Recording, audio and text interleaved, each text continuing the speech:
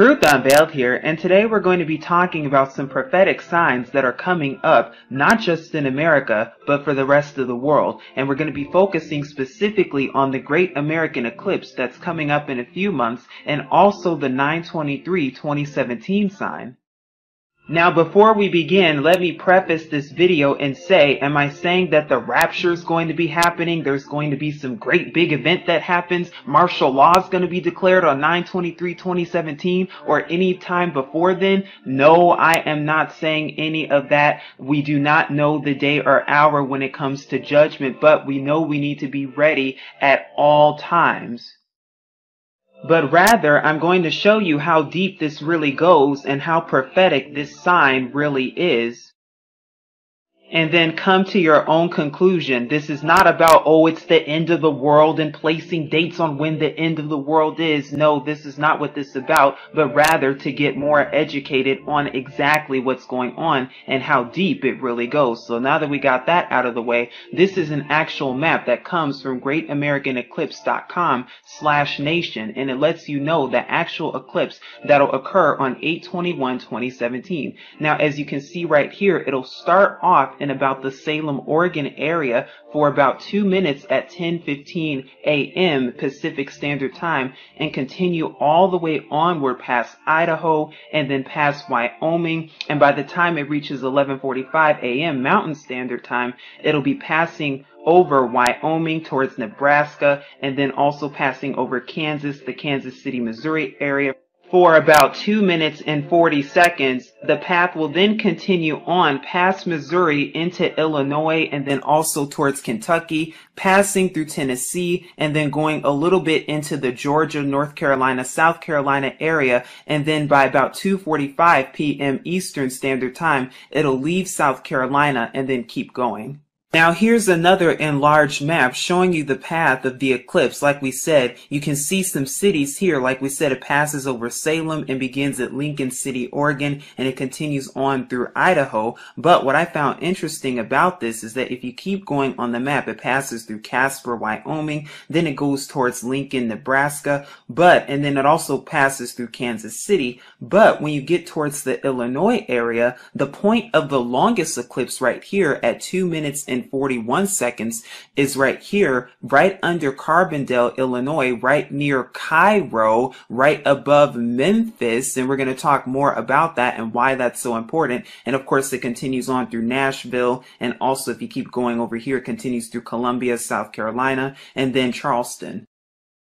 And when you look at it all together, it looks like it's making a big slash through America, right through the middle of America. And it's no surprise or coincidence whatsoever, because in 2024, there's supposed to be another eclipse that goes the other way. And we'll be talking more about that later on. Now, before we go more into detail when it comes to the 2024 solar eclipse that's going to represents the Virgin constellation, we also know that this does happen frequently, that this star does have a retrograde motion, but there's something very interesting and suspicious indeed about this particular one, which starts about at 11/19 in 2016, so about the middle of November, and we're here in Carbondale, USA. Now, if you keep going, you start to see right here, and I'm just going to go really fast right now. You can see that the star is moving in the womb and pretty much stays in the womb there for about a few weeks. Now, normally the king star only has a retrograde motion of about a few months when it comes to being in the Virgin constellation. But as you keep going, as you see, we're now entering the first month of 2017. You see that it's still right here in the womb. And if you keep going, it pretty much stays there. Like I said, we're going to keep it moving all the way. Keep going, keep going, keep going. And it pretty much stays there. Now, it travels a little bit south right here. But once you get to the second month, it's still right there. But by the time we get to the third month, the star pretty much stays in the exact same place, and it pretty much stays stationary right there where we are right now currently. But as you keep it moving, it still stays in the same place. Now, when you get to the sixth month, it pretty much stays in the same place area right here. But look what happens after a month, after the 6th month. Here we are at 7/25/2017. Now you can see the star is pretty much in the exact same place. It hasn't really moved. But when you keep going though, and when you get to the 8th month, it starts to move down south a little bit more and starts to travel down the womb physically. And this is when the lunar eclipse occurs 2 weeks before the Great American Eclipse. And like I said, we're going to keep going. And now we've actually arrived to when the Great American Eclipse takes place. And then for Carbondale specifically in Illinois, USA, if you go to about 1:19 p.m. or 13:19 on the actual software, if you go about another minute or two, that this is when the actual total solar eclipse takes place indeed. And it stays there for pretty much about 2 minutes and 40 seconds, and then afterwards, of course, the moon then leaves the sun, and then it's light again. So then, after that, within a 9-month period, Jupiter's retrograde has traveled from here inside of the womb, down the womb, but if you keep going just 33 days later to the 9/23/2017 sign, as you can see, Jupiter is still moving even more down and traveling down the womb, and as we keep going more towards 9/23, everything is about to start aligning, and then once we get to 9/23, you see that the woman is clothed with the sun, and the moon is under her feet. Now you also see too that the star right here, the J star that represents the Messiah, and the Virgin constellation that represents the Virgin that's spoken of, you see that this star is all the way from here to down here.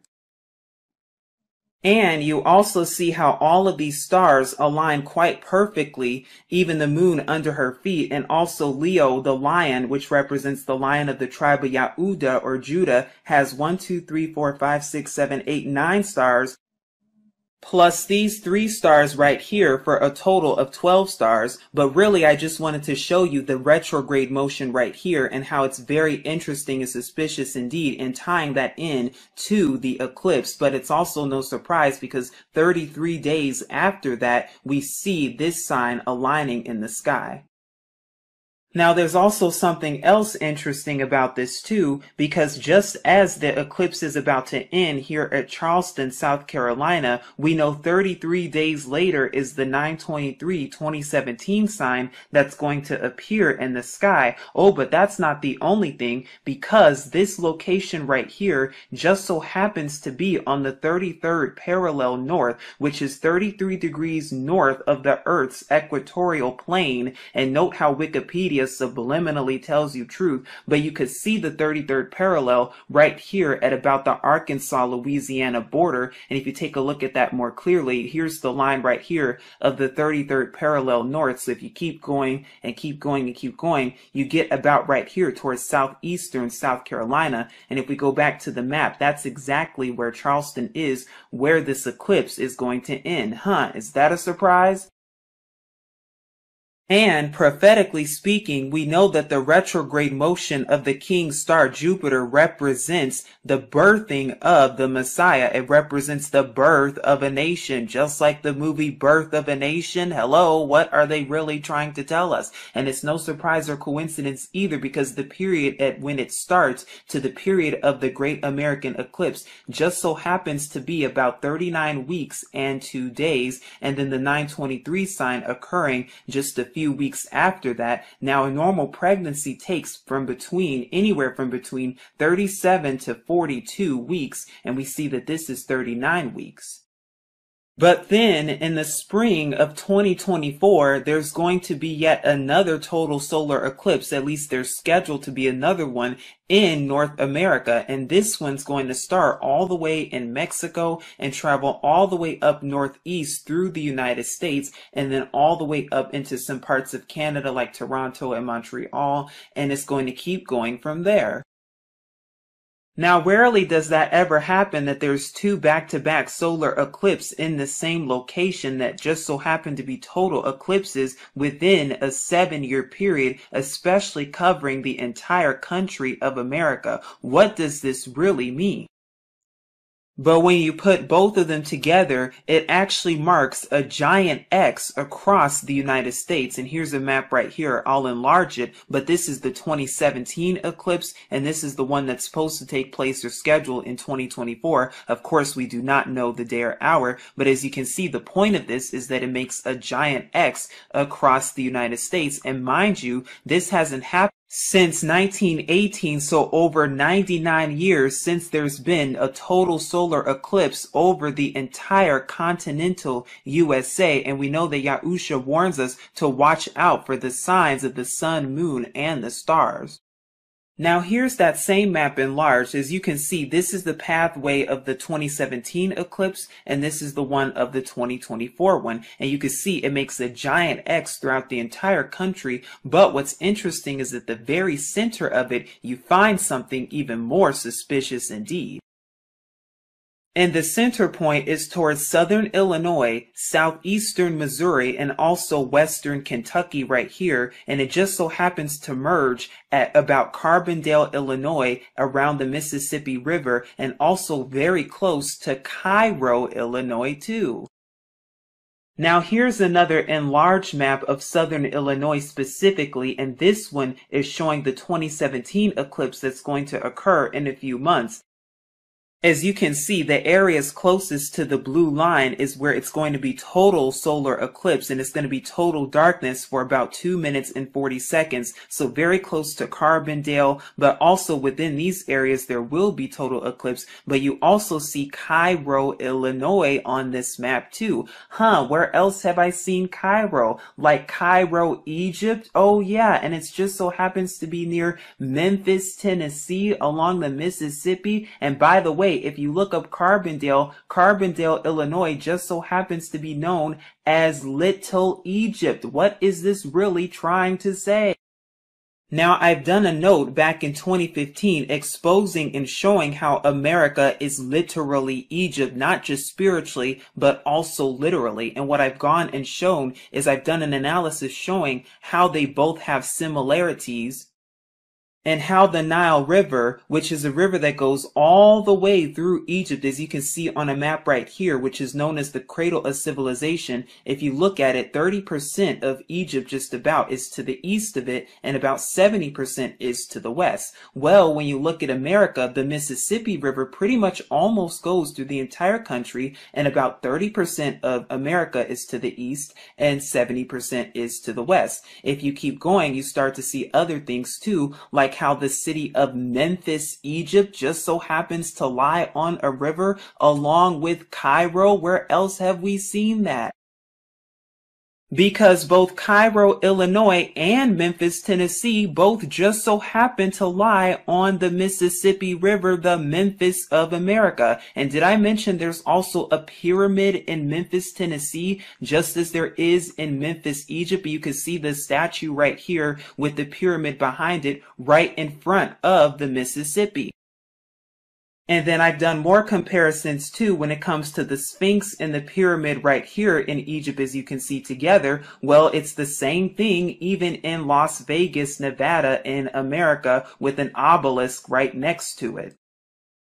Now, why is it so important to know the similarities between America and Egypt, both spiritually and literally? Because when you know who the real historic people of the scriptures are, notice how I said historic, then you start to understand true prophecy.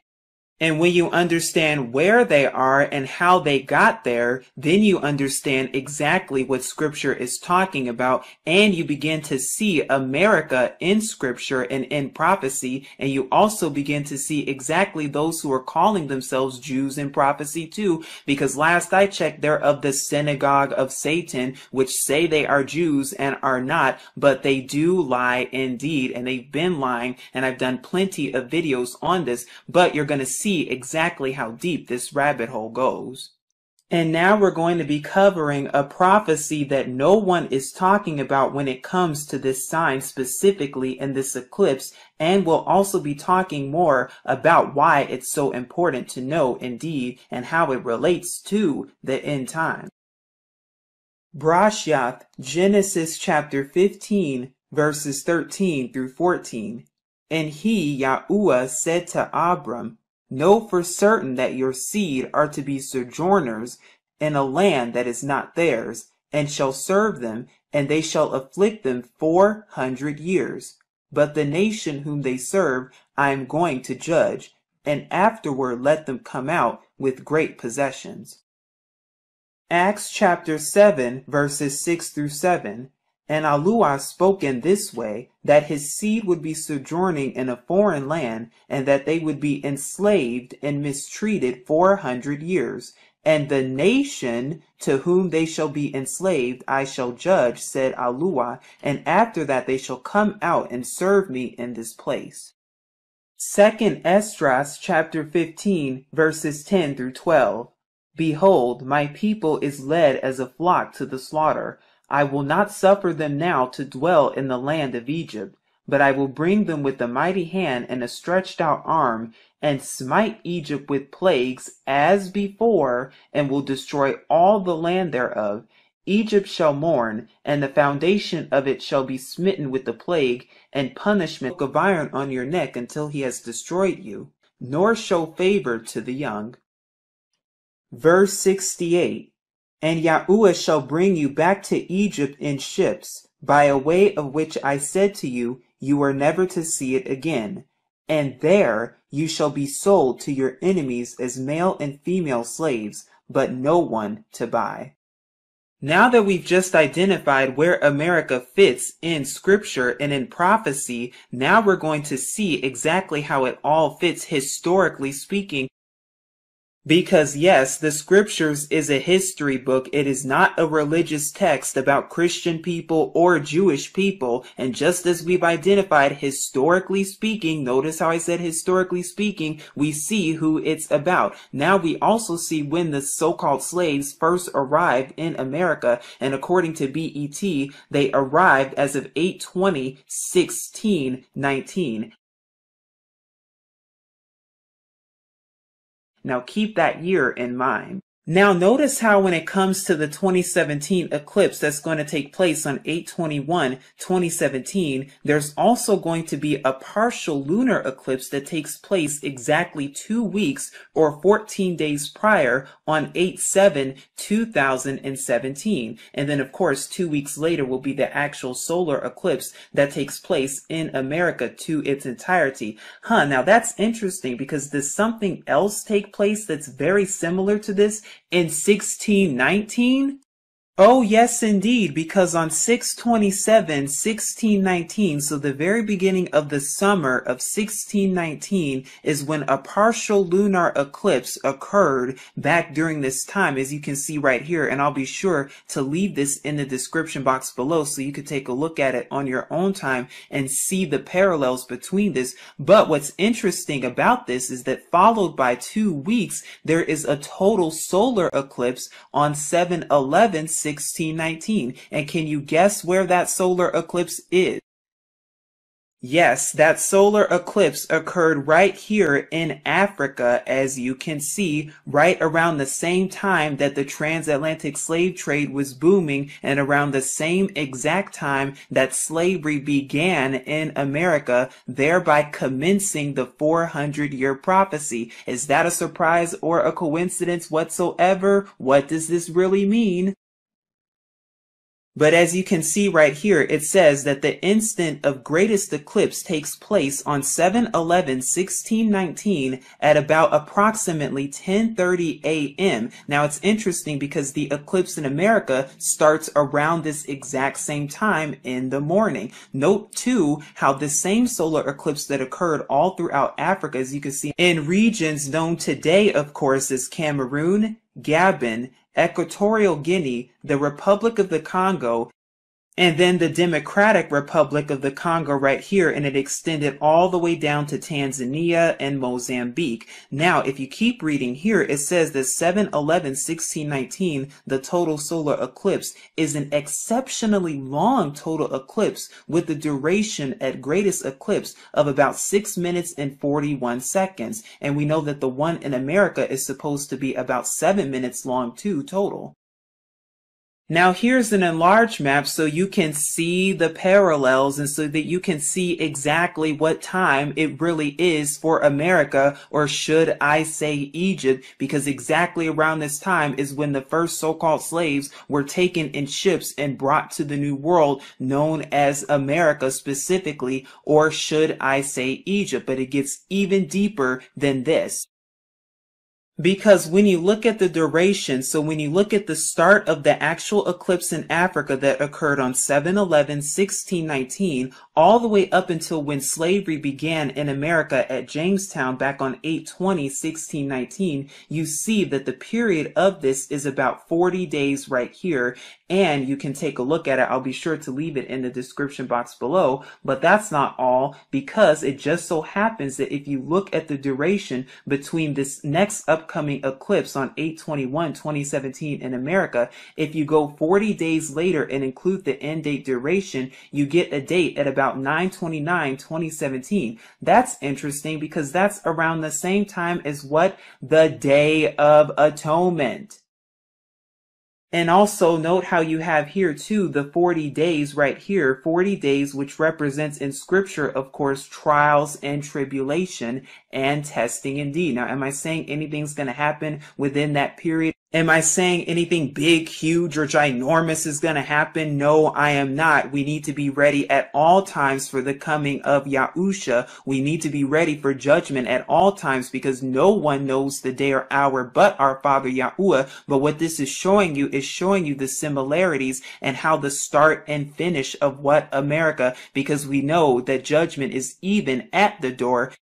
And it's also interesting because here, according to Encyclopedia Virginia, the ship that arrived in 1619 to Jamestown, Virginia, just so happened to be called White Lion, where they were sold again likely into slavery. And notice how this website says likely into slavery. It also says the historians have long believed that these so-called Africans to have come to Virginia from the Caribbean, but Spanish records suggest that they've been captured in a Portuguese or Spanish-controlled area of where? West Central Africa, the same place where the eclipse occurred just 40 days sooner on 7/11/1619. And the reason I brought up the White Lion slave ship reference, because when you look at when slavery began in America in 1619, and I have the date right here as of 8/20/1619, you see exactly where the sun was in the Leo, the lion constellation. And we know which tribe was sold into slavery specifically, Yahuda or Judah, the lion of the tribe of Yahuda, Judah. Is it all starting to make sense now?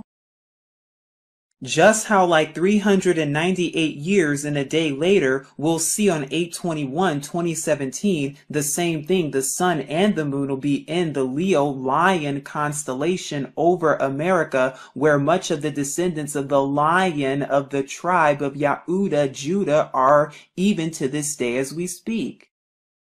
And then just so that you also know and were aware, there was also known as the Ring of Fire solar eclipse that occurred back in the second month, so about a few months ago. It occurred on 2/26/2017 in South America and Africa.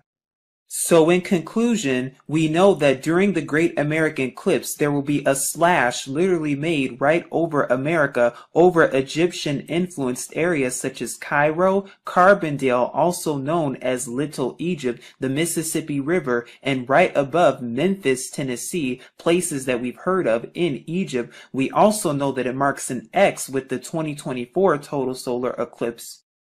And we also know how there's a lunar eclipse 2 weeks prior to this on 8/7/2017. And by the way, the Great American Eclipse marks 398 years and 1 day after slavery began in America, very reminiscent to the eclipses that we went over in 1619, with the lunar eclipse preceding the solar eclipse in Africa back in 7/11/1619, with slavery only beginning 40 days later.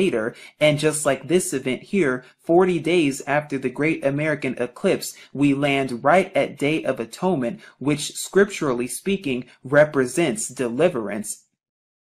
So we see that this sign in the sky represents the end of America, and that's why Yahuwah gives us signs to warn us and to sound the alarm so we can see exactly what time it is, just like the 1619 eclipse in Africa represented the beginning of captivity and the beginning of America as a nation. Well, guess what? The Great American Eclipse, along with the 923 sign, represents the end of America, and we know that Yahuwah, Yahusha, is the beginning and the end, and we know that it represents the coming judgment to come.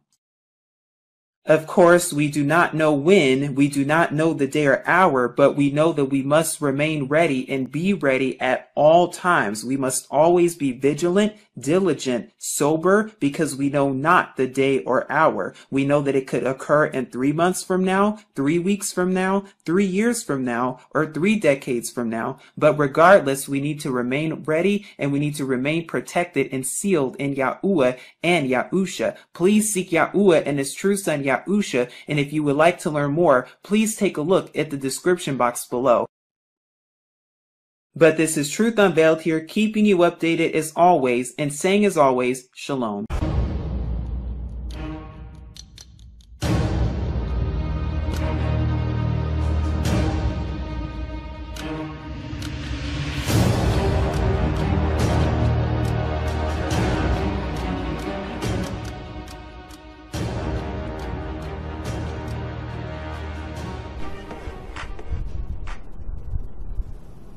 Back in the 1950s, most people aren't aware of it, but there was a scientific storm in America all through the late 50s about this thing out there in space, because the astronomers were all watching it, and that was back when they weren't afraid to talk about it. It was in the science magazines. I mean, I had a subscription to, like, Popular Science, and hell, it was on the front cover of the magazine one day in, like, 1961. And I was really excited when I saw it, because here's this giant red planet on the horizon of the California coast, and a humongous tidal wave coming in towards the coast. And having grew up in the mountains of the Sierras, and this thing in the magazine, it said this tidal wave coming in was going to be at least 3 miles high. And I went in and showed it to everybody in the house, and they laughed, and they said, look, it says right here, there's nothing to worry about. It won't be here for another 50 years. Hey, guess what? That 50 years has came and gone. And this baby's out there in the sky. They've been watching it. I watched it. And I can tell you, this thing has got so much trash coming around it. You know how we live in a solar system? We've got 9 planets and a big sun. This thing has got 7 planets and its own sun. But I believe that instead of having dirt on it like our planet does and water, I think this thing is just a big bright reddish-orange iron ball, because it's giving off all this red iron oxide dust out into the atmosphere. When we saw it at first, it was just a teeny little red speck of fuzzy red dust in the distance, but over the years as it went by and we watched it, it got bigger and bigger and bigger. And then finally, about 2008, we could see this thing like it was across the street. And we could see that it was a blazing hot ball of fire, giving out sparkles of red iron oxide dust for thousands of miles in every direction. And you could see the planet circulating it. Now, I'll tell you one thing that I really am nervous about. I think this thing's got a planet like ours circling it. This is its own solar system. We're about to have a solar system come through the middle of our solar system. This can't be good. But unfortunately, it looks as though that's what's going to happen. Hopefully nothing in this mess will hit us, even though it does say it will in the Bible, leastwise it does in my Bible. It says we can expect all kinds of problems. We were looking at asteroids right close to this thing. There's asteroids that are floating around right near the, that are orbiting the main sun itself. These things appear to be about 500 miles across, and as you go back into the tail, you get into meteorites that go back for millions of miles in the tail. This thing looks like a giant red teardrop-shaped dust cloud, and you can see once if you're able to see it up close like we did, you can see every speck out there. I guarantee you, there's trillions of meteorites following this thing. Now, these CIA people that I know say that we're not going to be that close to it when it goes past us. They're saying that in order to attain breakaway speed, when it comes up around the backside of the sun, its speed will at least double, possibly more, which will put it here earlier than everybody is saying it will.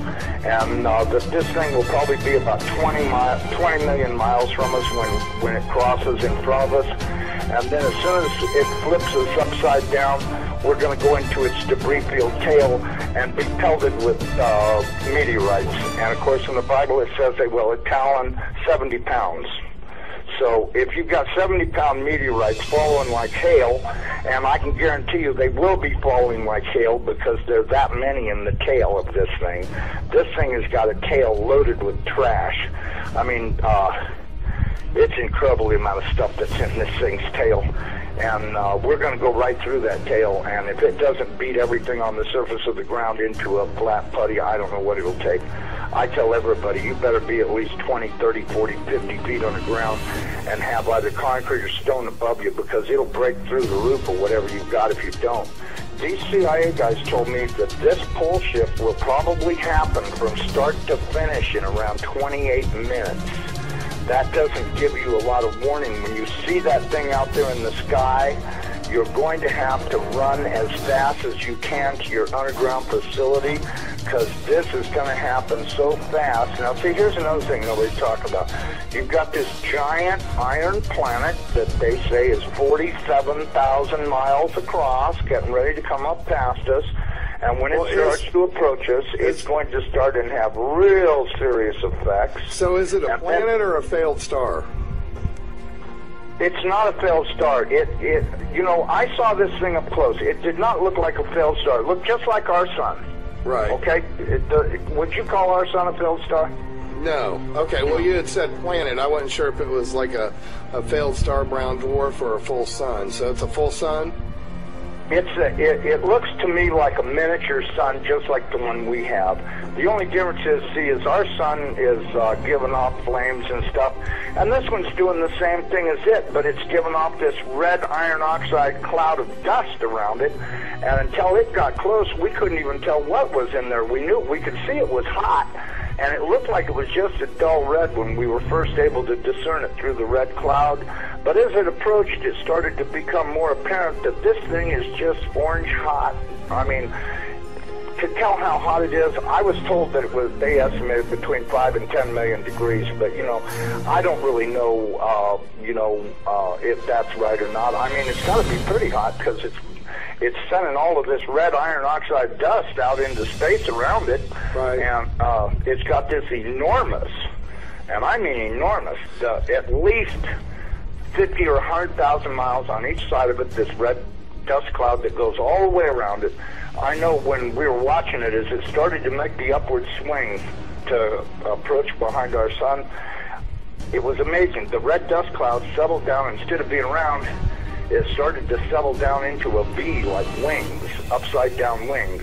Right. And I thought, boy, I wonder if that's where the ancient Sumerians got the idea this thing had wings, because, you know, centrifugal force is a funny thing. When it comes back up around the planet, when we see it in the sky, my guess is it's going to look like it's got wings, because centrifugal force is going to be pulling the red iron oxide dust and particles out to one side. And then as it starts to climb out and go away from us, listen, I was told that this thing's magnetic field is going to be so strong, anybody that does not have a padded lead helmet to wear will have their brain gutted for everything they ever knew, and they'll be a complete raving moron after this thing passes. They'll they won't know, they'll pee in their pants. They won't have a clue what's going on, because this thing will gut their brain. And you know, I was reading a deal in my Bible. It says that after this happens, that nobody will care because they won't be able to remember it. Well, of course, I was told by somebody the reason that is because the electromagnetic field from this thing will be so strong. Because, see, as it comes up underneath of us, it's going to start and pull us toward it. And then, just like a pair of big magnets, all of a sudden it's going to lock onto us. And when it does, it's going to be like the Jolly Green Giant hit the earth in the ass. It's going to send a jolt 500 to 1,000 foot high. This is what I'm told. 500 to 1,000 foot high shock waves all the way around planet Earth. They'll be so bad that in a lot of areas that don't have good solid soil, it'll fluff it so badly that you'll practically be like you're standing in quicksand. And that this thing's magnetic field will literally gut your brain of everything. And so you may want to give some thoughts to getting you some sheet lead, build you a little lead helmet to wear, you know, like a little motorcycle helmet to protect your entire brain and the back of your neck, so that way this can't happen. Because, you know, if these guys are right about this, and I'm pretty sure they are, because I know for a fact they know what they're talking about when they say stuff. And so, you know, and it does sound reasonable to me, knowing what I do about electromagnetic energy, that this could happen. So what you're hearing, folks, is the interview with a CIA buddy that saw exactly what we're talking about, going way back. He looked through the Hubble telescope. He says, I saw, like it was across the street. So when you have first-hand eyewitness that says, I saw it, he's describing what he saw. Now we know, we can tell he's not an astronomer. He doesn't even say the word correctly. He's probably not that educated in any of the field of science when it comes to this. But he was lucky enough to have a buddy that was there. He could take a glance into the Hubble telescope and see something that probably scared the bedoodles out of him. And they were looking at this thing back in the day when it wasn't being covered up, because they felt there was enough time. There was enough time to prepare down the road. It wasn't an immediate risk. So no big government cover-up yet. But then once somebody got a hold of it and said, listen, we can't let this cat out of the bag, because it might not seem dangerous today, but there'll be enough people making some waves, pardon the pun, that's going to cause some controversy and some conspiracy theories start running wild. So obviously it got covered up for a while, and then probably about the mid-70s, early 80s is when it resurfaced again. So here we are, folks, in 2017, 50 years later, after this insider has given his account of what he saw with the Hubble telescope back in the 60s. So we know the government has known about this for a long time. They have covered this up. And we have steadily uncovered the information, whether it be the U.S. Navy flood map to all the information about Nibiru, Nemesis, and its planets in the solar system that's coming through our solar system. The data has been there. We have painstakingly uncovered it, and with the advent of the internet, the computer, and the social media, we have been able to pass this information along to one another very quickly. And so we know that the effects of what's happening with this solar system passing through us from history of recorded events is real. There's very biblical foundational proof that's happened in the past, whether it be pole shift of the Earth flipping on its axis, the flooding and the tsunamis that come along with that, the melting of the polar caps, the sea level rise, the tsunamis, the earthquakes, the shaking, the earth crust breaking apart, all has been recorded, and we have been projecting the effects coming soon. The size of this Nemesis system in comparison to the Earth is staggering. Thus why the government has covered this up for all these years. Executive orders written to protect the American people from the truth. And rightly so, because we know how difficult it would be to evacuate 70 million people off the coastlines. And the government has done that too. They realize the pitfalls in regard to moving this many people to safety. But for those of us that do watch these videos and research ourselves, to find the proof in the photos of the coming Nibiru and Nemesis system, the collection of these 7 planets that are in our solar system affecting us now, will continue to increase. By the time we see it in the sky with the effects coming in, that will be too late. Our time is now to begin acting on these gut feelings and research and data that we have put together, these collective ability of seeing these things before we start seeing the tsunamis flood into the coastlines. Because when this pole shift alignment happens, when the Nibiru and Nemesis and the other planets and moons come in proximity to this Earth, it will happen so quickly we will not have time to do anything. The commentator in this video that gave his account said that this pole shift will happen in approximately 30 minutes. So this effect of the oceans and sea level rise will happen very rapidly. We see the asteroid shower, meteor shower, happening on August 12th. We have a solar eclipse coming on August 21st. We have the September 23rd alignment of all the planets and stars, according to prophecy in Revelation 12. This year, September 23rd, 2017. It's no coincidence that this alignment of the celestial sign, the harbinger warning of the events coming, that it coincides with all these other things that we've been researching for these past several years. So the time is now, folks, to make the move, know exactly where and what you're going to do with the like-minded people within your group. This is not something that we can just overlook. The government has spent decades preparing for this. Many of us have spent at least 5 to 7 to 10 years researching all this.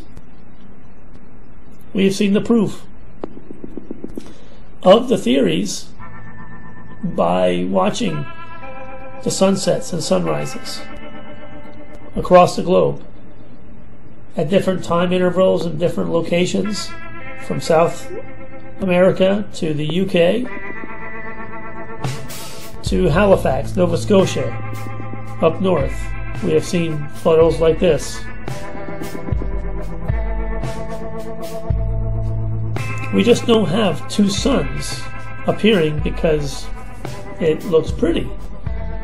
There's a major reason why we're seeing this.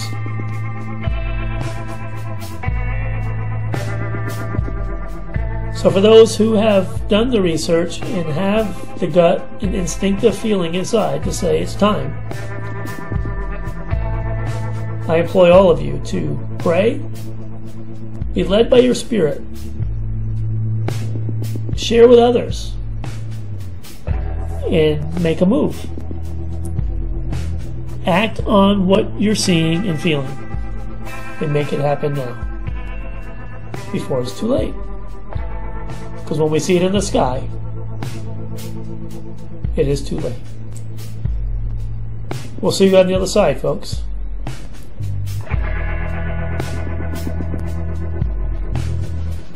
Have a great night.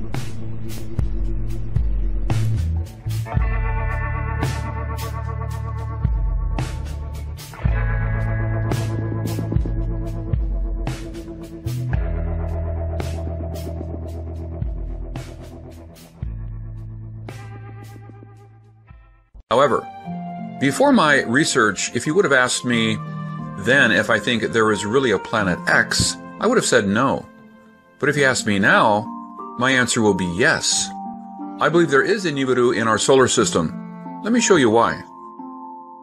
Originally, I didn't see how a huge planet, 4 times the size of Jupiter, can exist in our solar system without us knowing. But that is before I learned about TNO. Before I did extensive research on ancient prophecies, which, believe it or not, collaborated somehow. Let me put it this way. You may not recognize Nibiru when it comes, and the visit may be different from what you expected, but believe me, there is a Nibiru out there in our solar system. For people who are new to this Planet X Nibiru theory, let me give you a quick tour. According to the ancient Sumerians, the 10th planet Nibiru is on a highly elliptic 3,600-year orbit. It is called the Destroyer Planet, as when it comes, it will bring destruction and possibly the Doomsday. Wait! If Doomsday comes every 3,600 years, how come we're still here? Think about it this way. Many comets pass by our sun regularly. How many of them hit planets? The last and only one I remember was the Shoemaker-Levy 9 hitting Jupiter in July 1994. So maybe Nibiru's last flyby was harmless last time. But we may not be likely so lucky next time? Before jumping to any conclusions we cannot sustain, let me bring you another popular Nibiru theory. The planet Nibiru of Nemesis. Nemesis is supposedly our sun's brown dwarf twin. The theory was first introduced in 1984, largely based on the Earth's mass extension 26 million year cycle. An evil twin 1.5 light years away, hidden beyond the Oort cloud, would be a perfect suspect. If Nibiru is a planet of Nemesis, it could explain how its occupants survived 3,600 years without a sun. Nemesis is Nibiru's travel companion and its portable generator. When the theory was introduced in 1984, it made great sense, and at that time, scientists believed that most stars are binary. Obviously, our sun should not be an exception. However, scientists have determined that mass extinction happens more like every 50 million years. And 2 mass astronomical surveys, which ran from 1997 to 2001, failed to detect any brown dwarf in our solar system. While in 2011, NASA's David Morrison, who specializes in near-Earth objects, concluded that even with infrared telescopes able to detect brown dwarfs as far away as 10 light years, failed to find Nemesis. It is most likely that Nemesis does not exist. Of course, that is if you believe to do if they think the world will end tomorrow. Obviously, telling you will not be on the top of the list. They will build a bunker and plan shelters for people that may survive the doomsday Earth. And to avoid chaos, it is wise not to share the doomsday news with anyone. Plus, who can know for certain what will happen, right? If you think the government will always do the right thing, let me tell you what Nostradamus thought about that. Will be struck from the sky. One who cannot proceed any further. The secret closed up with the revelation, such that they will march over and ahead. If you have any doubts about Nostradamus's prophecies, check out some of my Nostradamus videos. When I compared his quatrains with historical events, I was shocked to find the unbelievable details revealed. Check out any of my videos and you will be surprised. This quatrain is grouped with 20 other doomsday quatrains in the second part of the Book of Prophecy, which I call the Doomsday Century. This quatrain seems to indicate that our government would get warnings from the sky, which can be divine, or from aliens. The message warns us, do not proceed. It is a secret that will be kept from most of us. But the warnings were probably ignored, as the last sentence stated, quote, such that they will march over and ahead. Whatever the secret may be, it will be ignored, and we, mankind, will eventually face the consequences. So if Nemesis does not exist and Nibiru is only a theory, why should we waste any more time talking about it? Actually, I think Nibiru does exist. It may be different from the mythical planet where Anunnaki reside, but it is there. Let me show you the proof about Nibiru's existence. Consider this. If you think the theory about Nibiru's 3,600-year orbit around the Sun is crazy, did you know Mars orbits the Sun every 687 days, but is already considered outside the Goldilocks zone that could harbor lives?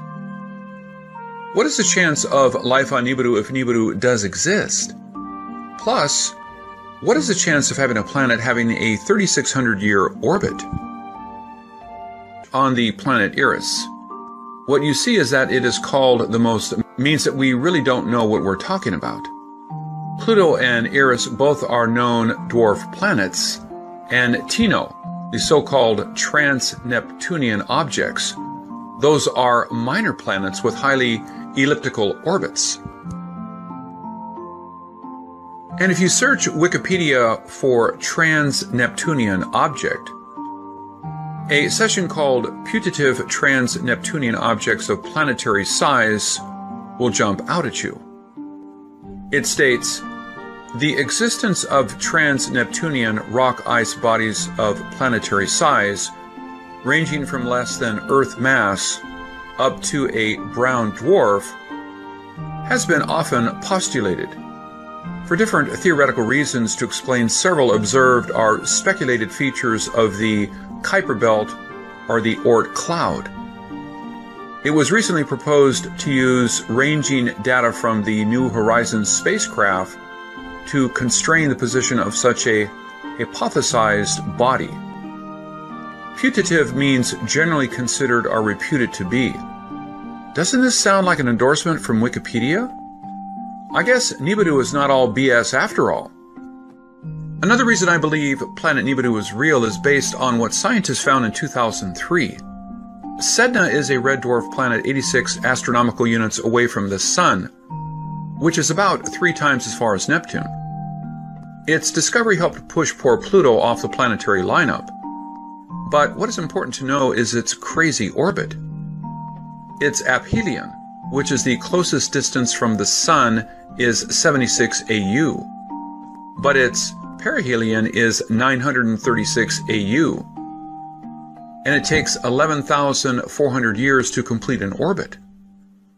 During its 11,400-year journey around the Sun, we can only get a glance when it is near us.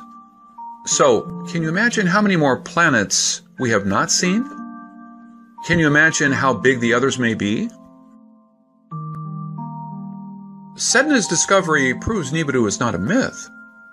And then we found in 2014 FE72. It is another trans-Neptunian object, but this one has an orbit period of 90,000 years, with a perihelion of 36.3 AU and an aphelion of 4,000 AU.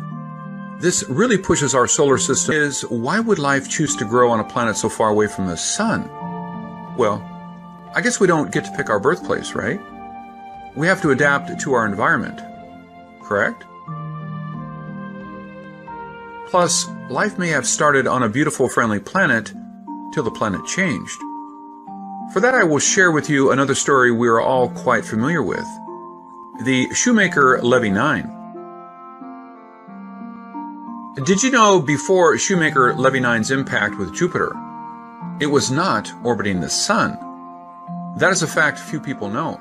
Time changed the comet's path and destiny. So, an advanced civilization may have been flourishing on Nibiru before the planet changed its course. Or maybe Nibiru was pulled away by another star. Maybe it is our Sun's binary twin. Its advanced technology made it possible to cope with whatever harsh environment, and its residents refused to leave home. Scientists feel the chance of our Sun having a twin star is slim.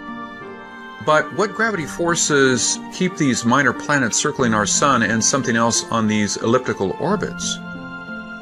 There must be another massive body on the other end. Remember, we can only see them when they are close to us. Can you imagine how many more are out there that we have not seen? If the Earth has survived till today, why should we worry? Even if there are 1 million Nibirus out there, they probably won't come closer than Pluto, right? That may be right, but since we know so little, we have to rely on people who know more, and that is the problem. We have found so many new planets and new stars. Who will know what the next